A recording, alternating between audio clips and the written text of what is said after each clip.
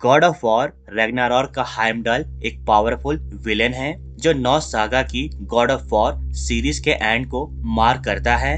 पर यह हाइमडल अपने माइथोलॉजिकल काउंटरपार्ट से कम्प्लीटली डिफरेंट है, जो कि बाइफ्रॉस्ट यानी द रेनबो ब्रिज को प्रोटेक्ट करता है। आज हम इसी गॉड को डिटेल्स में जानने वाले हैं, तो चलिए बिना कोई देर किए लेट्स गेट स्टार्टेड।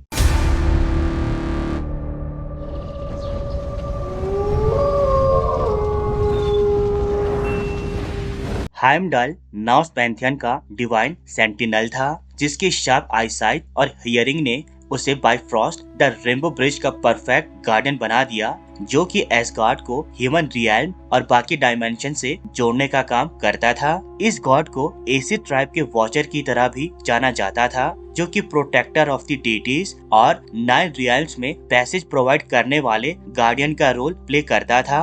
हाइमडल के पास गोल्डन टीथ, सी जाइंट्स और 9 मदर्स थी, जिसमें से 9 मदर्स उन 9 रियल्म्स को सिग्निफाई करती थी जिन पर हाइमडल अपनी नजर बनाकर रखता था। सी, गोल्ड, रूस्टर्स और रैम्स को हमेशा ही हाइमडल से जोड़ा जाता था। हाइमडल की तरह उसका नाम भी डिवाइन इम्पोर्टेंस रखता था, क्योंकि उसके नाम का मतलब था रेडिएंट वर्ल्ड, यानी कोई ऐसा जो अपनी लाइट से पूरी दुनिया को इल्यूमिनेट करता था। Hallinskidi the horn, Gullintanni the one with the golden teeth, Vindler the turner और रिक, ये सभी हाइमडल के टाइटल्स थे जो उसे उसकी डिफरेंट एबिलिटीज के कारण दिए गए थे।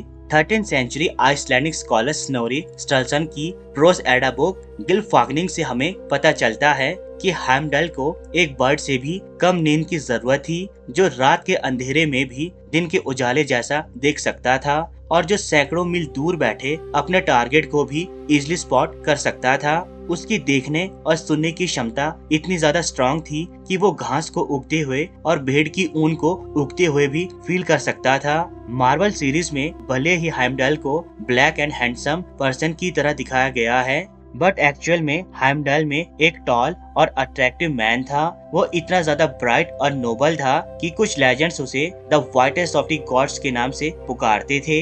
अपने इन्हीं सुपर ह्यूमन स्किल्स ने उसे एसगार्ड के वॉचमैन के लिए परफेक्ट कैंडिडेट बना दिया, जो कि नॉर्स माइथोलॉजी में ओडिन के सन्स में से एक भी था। हाइमडल गोल्डन मेन हॉर्स ग्लप्टर को राइड करता था और क्लाउड्स के कैसल हिमिनजोरग में रहता था। वो लोनली लाइफ ऑफ सॉलिट्यूड को जीता था, क्योंकि वो अपनी ड्यूटीज को अच्छे से पूरा करना चाहता था। पर रिक्सपुला मैन्युस्क्रिप्ट के मुताबिक वो ह्यूमन काइंड की 3 क्लासेस का प्रोजेनिटर था, जिसे विजडम देने और सोशल ऑर्डर मेंटेन करने के कारण पैट्रन और फादर ऑफ ह्यूमन बीइंग्स का टाइटल भी दिया गया। इन सारी एबिलिटीज के साथ हाइमडल एक हॉर्न को भी कैरी करता था, जिसका नाम था यालर हॉर्न, यानी श्रीकिंग हॉर्न या फिर लाउडेस्ट हॉर्न। कुछ प्रोफेसिस के मुताबिक हाइमडल इस हॉर्न को तब बजाएगा जब वो रैग्नारॉक की बिगिनिंग के इवेंट्स की सिग्नलिंग करेगा। वो इस हॉर्न को इतना ज्यादा जोर से बजाएगा कि इसकी आवाज 9 रियल्म्स में सुनाई देगी, जिससे सभी नॉर्स गॉड्स फाइनल बैटल के लिए इकट्ठे हो जाएंगे।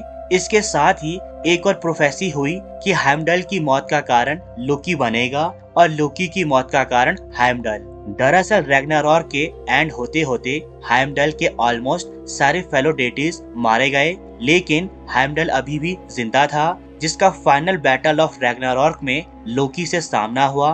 दोनों के बीच शानदार बैटल हुई, जिसमें दोनों ने ही सेवरल टाइम्स एक दूसरे पर अटैक किया ताकि कोई एक विनर बन सके, पर ऐसा ना हो पाया। फाइनली दोनों ने एक दूसरे को मार दिया और लैंड ऑफ एसगार्ड शमशान में बदल गई। तो दोस्तों, ये था हाइमडल द वॉचर, जिसने एसगार्ड और 9 रियल्म्स को प्रोटेक्ट करने की अपनी ड्यूटी को पूरी लॉयल्टी और रिस्पॉन्सिबिलिटी के साथ पूरा किया। अभी के लिए इस वीडियो में इतना ही, मिलते हैं अपनी नेक्स्ट वीडियो पर। And please please please subscribe my channel, ताकि हम एक वंडरफुल कम्युनिटी डेवलप कर सकें। तब तक के लिए गुड बाय, मिलते हैं अपने नेक्स्ट वीडियो में।